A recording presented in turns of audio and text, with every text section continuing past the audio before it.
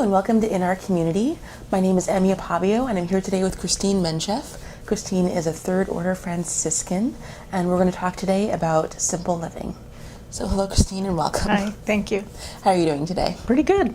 Cool. It's a nice towards the end of summer day. Right. So I thought we'd start with learning a bit more about you. Can you tell us a bit about your journey towards being a Third Order Franciscan? I've always been very attracted to religion. I never had a problem with going to church. I actually wanted to go to church. And some years ago, I was called to, I just had a calling. I just felt as though I had heard a lot about third orders in the Episcopal Church. I'm an Episcopalian, and I'd heard a lot about third orders, and I thought, well, that's a very interesting notion. Maybe that's where I should go, and it became a calling for me. So when I found out about the Franciscan Third Order, I was very attracted to it and went through the postulant and novitiate, and now I am a full-fledged professed Third Order member of the Society of St. Francis. So I'm a complete novice in this area. So what is Franciscan a sub-denomination of Episcopalian, or what is the connection there? The connection there is simply that when the Episcopalian or the Anglican Church was first formed, religious orders were banned, and for hundreds of years they did not exist. Then in about the 1800s, people started saying to their priests, we really feel a calling to live a ordered religious life. And so the church allowed religious orders to be created. And it wasn't very long, it was in the late 1800s and the early 1900s that the Order of St. Francis of Assisi was formed as an Anglican order. It'd been an order in the Catholic Church since St. Francis of Assisi founded it in 12 whatever, but it was a new order for the Anglican Church. So it's really not a sort of subgroup, it's just an endorsed or acknowledged religious order, persons who decide to live by a rule of life and a set of vows that they write for themselves, and they have a fellowship between each other, so it helps them to live a better Franciscan life. And then we chose St. Francis of Assisi because we liked his values. And what are his values? His values are basically to make God known and loved everywhere, to love your neighbor as you love yourself, and to live a simple life, because that is how you are going to advance in your religious journey. And so as a Third Order Franciscan, I'm assuming there's a First and Second Order as well. So can you tell us a bit about what each of those levels mean? The First Order Franciscans are monks or nuns who live in actual community. They live together and they hold their property in common. So in other words, if you join an order and you have a house and so forth, all the proceeds from that go into the common pot, and you work outside the order, but all the money, all the salaries and so forth are put into the common pot, and everyone in the order lives off of that pot. But also they have taken vows, literal vows of chastity, poverty, and obedience. And so that's a little bit different than for the Third Order people who want to live in they want to live up to those same principles, but they already have obligations in the world. You can't throw over a family or a husband, and you can't necessarily throw over a job. And so it allows persons, we call lay persons, to live in the spirit, but not in the literal vows of chastity, poverty, and obedience. And the Second Order is actually a very small order at this point for the Franciscans, or for the Anglican Franciscans, and it's a group of contemplative nuns, and as far as I'm aware, they're all located in England at this time. The order may not exist in a few years. They're quite elderly. So as a Third Order Franciscan, it sounds like you're still living in the principles of St. Francis, but you are doing it in just a more worldly sort of way? Yes. What we've been able to do, and I think everybody does this to some extent, but you take those vows of the words chastity, obedience, and poverty, and you look at what they really mean, and you step away from the very specific definition that they may have, and you apply them to how you can live in that spirit in your own life. And so you're living with those same principles. You're just doing it in a different way because you already have other obligations. So in terms of simple living, how does that play out in your life? Simple living is a blessing. It's something to strive for, but it's not necessarily easy. The obvious parts of simple living are eschewing objects, things, jewelry, things like that. Not that I don't have those things, but that I no longer feel the need to display them to others. It doesn't give me a huge amount of pleasure. If I want to wear something pretty today, it's because I want to wear something pretty today, not because I want to impress you or something like that. So those kinds of things are fairly easy to accomplish. It saves me a lot of money when I can say, that's very beautiful, but it doesn't mean I have to own it. It's still beautiful even though I don't own it. And so that freedom from feeling like I have to own something that is beautiful is a form of simplicity. That's fairly easy to achieve because it has visible and very attainable and very obvious effects on my life as a human being. I spend less money. I worry less about where my things are because I don't have that many things. And if I need to give something away to someone else, it's easier to say goodbye to it, even though I loved it at one time, because somebody else is going to get the value and the use out of that object or whatever it is, a book or something. So those parts of living simply are easy. The other parts of living simply are much more difficult, and you fall into knowing about these as time goes by in your studies. And it's about not being attached to things so strongly that the things and the attachment begin to run your lives. Mm-hmm. I was thinking about it when I was coming here today, and it's like I'm an onion, and I'm at the inside of the onion is me, and there are all these layers of things that I do for others or for other reasons outside of my own desires in order to maybe look a certain way, sound a certain way. Examples would be, for instance, a person who is going to go shopping with friends, and they decide to go to a very expensive store, and they all have to have one of these expensive items, and they're not guided by the fact that they need it or guided by the fact that it's really going to make them feel better. They're guided by the fact that other people are doing it, and they want to be included in that group of other. So learning to live simply is looking at that situation and seeing how you are in there, what you want, and how you can still be accepted and yet maybe not do those things. So those things and those ideas, and they provide these layers that keep you inside the onion. And so you want to be outside the onion because you want to be with God, and God's out there. And so you have to peel away those layers and of doing things for everybody else, the reasons that everybody else is telling you, not your own reasons. And that's really quite difficult. It's very difficult. Some of those things are so subtle you don't even know that you are pressured by outside ideas and outside thoughts until you start looking at it very carefully. So that's very interesting, because it makes me think of, and maybe I'm misinterpreting it, so you'll let me know. It makes me think that as you get to know yourself more, you get closer to God, to knowing God? Absolutely. And even Jesus and the Buddha said the same thing, that if you can get rid of these attachments to what we call our worldly world, you will become closer, because they remove the barriers behind which you may be hiding behind those barriers, or people may be hiding you behind those barriers, but you're trapped by them. And so by removing those barriers, you can see God, because God is everywhere, and God wants you to be everywhere with Him.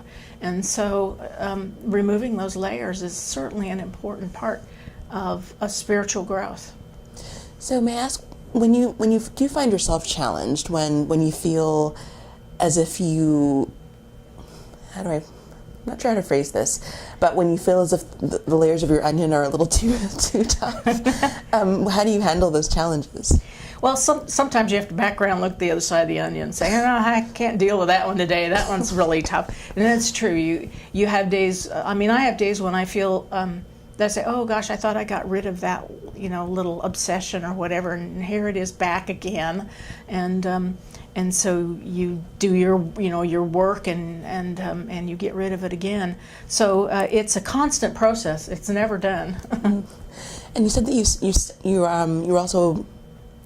you study as part of your process. Right. Do you have particular resource manuals that you use? We have a number of books that are given to us when we become novices in the Third Order, that are truly superb references, and they're other people's experiences, and that's always a super way to learn, because it means that you're not alone. And by traveling this journey with others, in fellowship with others, it's actually an easier journey, and you really can discover things that might have been hiding from you before. Other people can point them out to you, or you can see them in other people, and then you can re-examine yourself. So I do have some books on simplicity that have been very helpful for me. I have them here with me. The first one is Living Simply Through the Day by Tilden Edwards. Can you let it right here? Okay. And the second one is by an author who is just a marvelous author. He's written so many books, and I tell you, if you buy any of his books, you will enjoy it and you will get a lot out of it. And this is Richard Rohr. Richard Rohr is actually an order of Friars Minor. He is actually a Catholic Franciscan and a very, very famous man, writes a lot of books. This one is just called Simplicity. And they both go into the depths that I'm talking about. The simple things are something you figure out yourself, but these guys go way deeper than that, and it really helps you on your spiritual journey. And so, as you share these ideas about simplicity, I guess, why do you feel it's important to talk about it in a public forum as opposed to just experiencing it privately? Right. Because I really feel that it has the potential to help others, whether your journey is to the Christian God, or whether you're a Muslim, whether you're a Jew, or whether you're a Buddhist or a Hindu, or any of the other many religions. You are looking for your relationship with your higher power, and it all goes down to peeling away the layers of your social life, your environmental life, and becoming that simple person to whom God wants a relationship, and you in turn want the relationship with your higher power as well. So it's not just a Christian journey.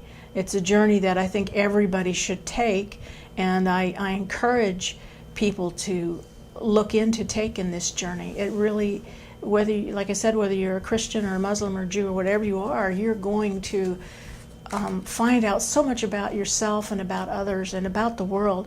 I think it's going to be enlightening and give you hope. So as people consider the idea of beginning this journey, as they contemplate the start of it, how would you advise them to start? That a lot depends on where they are at the time, of course. For persons who want to do it in the Christian traditions, any of the religious orders, I think, is going to be a way to and just going to church and learning about the Bible and learning about what God wants of us and so forth, learning how to pray. All of these things are going to be very useful for Christians. The same is true for Muslims and Jewish people. They pray and they have their relationship with God, and they can also go to their formal churches and their formal places and get a lot of help from others who would be pleased to accompany them on the journey. And for Buddhists, there's so much here in the Bay Area, so much material and so many places and so many people available for that Buddhist habit of being contemplative and meditating. Those are different things. So doing both of those and learning more about yourself and about others. What about people who are not part of a specific religious tradition, but have a more generalized spirituality? That's a little tougher. I don't know of resources that necessarily attack this, this onion business, because in society we tend to define things in a way that precludes emotional and mystery, and religion not only allows for but embraces mystery and emotion. And so for the layperson, completely layperson, I'm not sure. I think they may have to read those texts, whether they go to a church or not. They may still have to use those texts to get them to that point. I can see that because, yeah, especially in Silicon Valley, there's so much emphasis on being rational and being logical and kind of putting emotions to the side, because emotions will, rather than enhancing your argument or having any sort of place, will color things and take you away from true meaning. There is that conflict.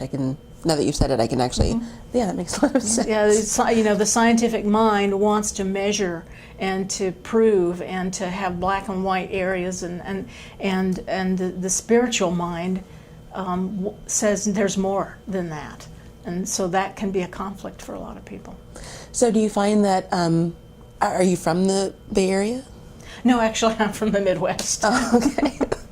So when you came to the Bay Area, I guess I wonder, in Silicon Valley, do you feel that there's a different sort of mindset or a different sort of challenge as far as following a simple life than you would necessarily have if you were in the Midwest or any place else in the country?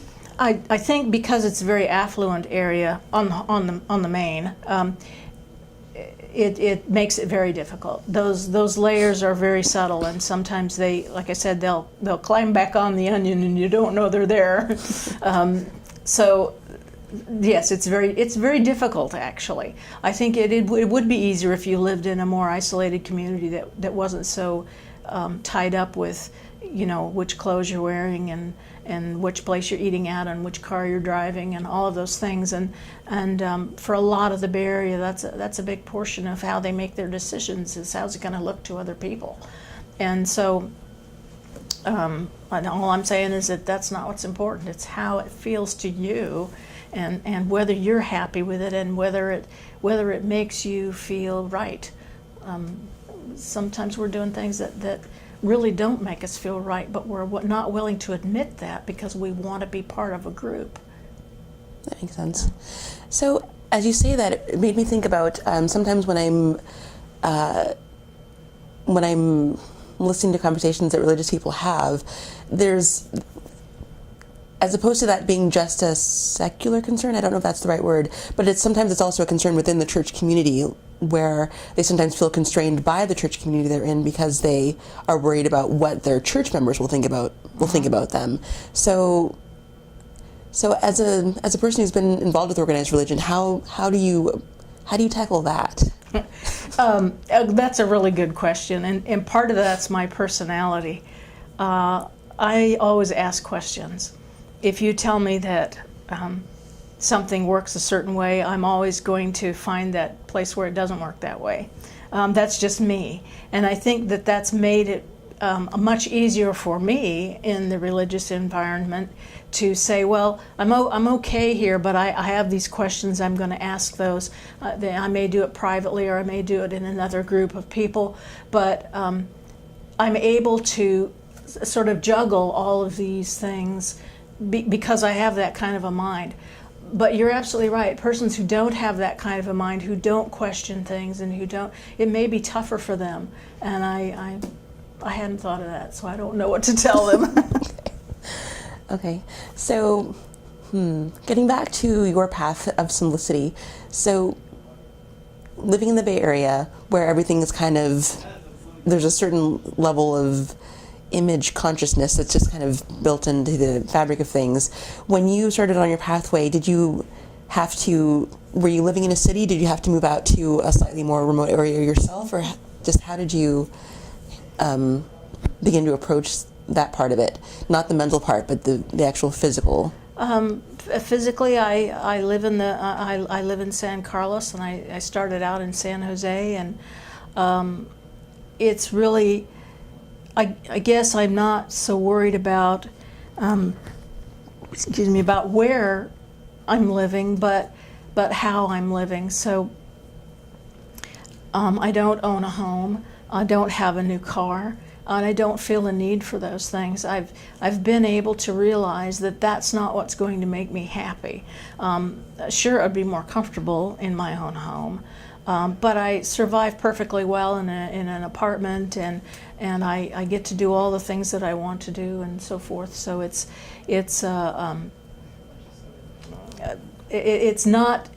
not as difficult as one would think. You really don't have to make vast changes. You just have to look at what you're doing, why you're doing it, and decide whether that's really what you want to do. Okay, that makes a lot of sense. You mentioned that you had some readings that you wanted to share as well? Yes, I thought I might read about spirituality, because that's a very loaded word in a modern society. And this description of what spirituality is, I felt was a lot more comprehensive and inclusive than some of the ones that we're typically used to. May I ask what? This is a book called Education for Ministry, and it's actually a study guide for a class that I'm taking through Sewanee Theological Seminary for the Episcopal Church. Okay.